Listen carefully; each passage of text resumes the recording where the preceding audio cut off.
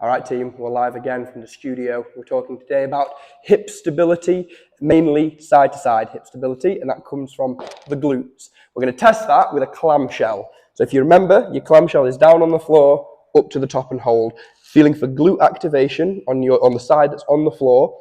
I want you to hold it for about 5 seconds and first get a reference point for if you've got a strong and a weak side. It can be a great exercise to start ironing out side-to-side imbalances and figuring out if you have one that's better and worse than the other. And then that will greatly impact how you squat, deadlift, generally perform in the gym. So it's a good place to start to figure out the side-to-side differences. But the technique, what we're doing, you're going to start in like a side plank position, and the first thing to address is the core. It's really easy to just kind of come down here into your kind of laying like a boat, getting your shoulder up near your ear, prop your shoulder down, fix your spine into a straight position and brace your core in the same way that we do for squats, deadlifts, the dead bugs, all that stuff.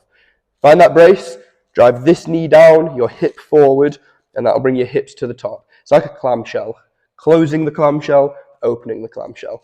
Get your hip as far forward as you can and as high as you can, and try and focus on keeping that core bracing at the top.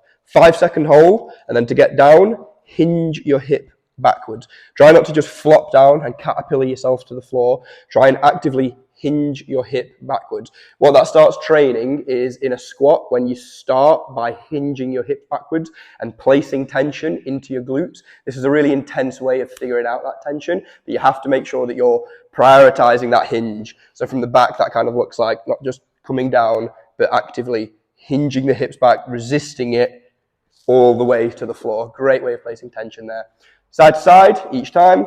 If you want to make it harder, grab a band, pop it just under your knees, and then same deal, sort the spine out, up to the top. Now this leg has something to fight against as well, so you'll just get more glute feedback. And then same deal, keep the core braced, keep the spine straight, hinge back down to the floor. Do 5 reps for a 5-second hold at the top and a 2 to 3 second hinge back to the floor. 2 sets like that should prime you for your squats, for your deadlifts, for anything that it is you need to do, and it'll start ironing out that side-to-side imbalance.